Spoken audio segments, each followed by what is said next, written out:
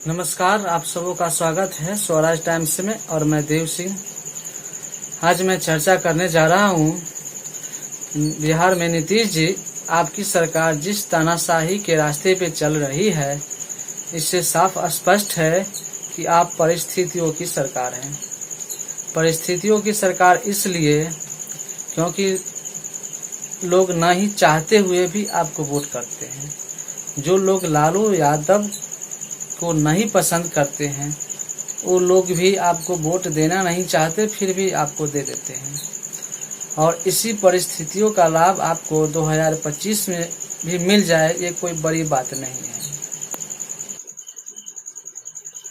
बात है बिहार के मुजफ्फरपुर और मुंगेर जिले के दो शिक्षक नेता जो व्यवस्था को लेकर के सवाल उठाया, तो उनकी आप नौकरी ले लिए।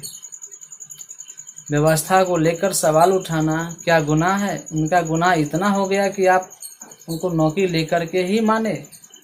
उस नौकरी पे उनके बाल बच्चों का भी अधिकार होता है, उनकी पत्नी का भी अधिकार होता है, समाज के लोगों का भी अधिकार होता है। जब वो प्रोटेस्ट करने गए संवैधानिक तरीका से पटना में, तो आप पुलिस के हाथों पिटवा दिए। आखिर ये चल क्या रहा है? जंगल राज फिर तो नहीं आ गया? जो भी व्यक्ति प्रोटेस्ट करने जाते हैं अपने बातों को लेकर के, उनको आप पुलिस के हाथों पिटवा देते हैं। जब के पाठक के कार्यकाल में एक बबीता चौरसिया नाम की शिक्षिका थी, जिन्होंने व्यवस्था को लेकर के अपनी बात रखी, तो के पाठक ने उनका नौकरी ही खत्म कर दिया, उनको बर्खास्त कर दिया। फिर वह कोर्ट गई और हाई कोर्ट से उनको नौकरी फिर वापस देने की बात कही, लेकिन फिर भी के पाठक नहीं माने, उनको नौकरी ज्वाइन नहीं करने दिए।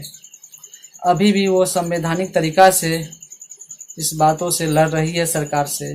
वो सोशल मीडिया के जरिए नहीं लड़ रही है, उस संवैधानिक तरीका जो होता है उस तरीके से लड़ रही है।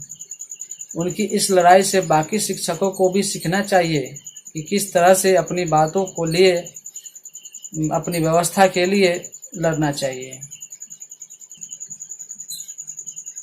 बाकी इससे अधिकारियों को भी सीखना चाहिए, क्योंकि आपने वो दौर देखा होगा लालू राज।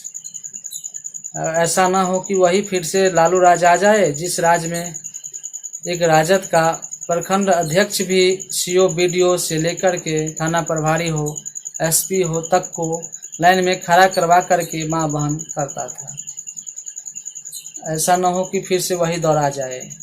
तो अधिकारियों को भी इससे समझने की ज़रूरत है। हालांकि नीतीश कुमार की कोई नहीं सुनता बिहार में, सभी अधिकारी अपने आप में लगे हुए हैं। जहां देखो कोई आंदोलन करने के लिए आता है, कोई अपनी बात रखता है, उसको पिटवा दो, बस यही चल रहा है। उनकी बातों को आप सुनिएगा, उनकी समस्या को आप समझिएगा, तो उनका हल हो जाएगा और आने वाले दिनों में वो आगे से आंदोलन ना करना पड़े उनको। तो इस बातों को समझने की ज़रूरत है। बाकी उनका रवैये आगे क्या होता है और वो दोनों शिक्षकों के बात आगे कहाँ तक क्या होता है, जो भी जानकारी होगा, जो भी अपडेट होगा, हम आप तक पहुँचाएंगे। अभी के लिए इतना ही।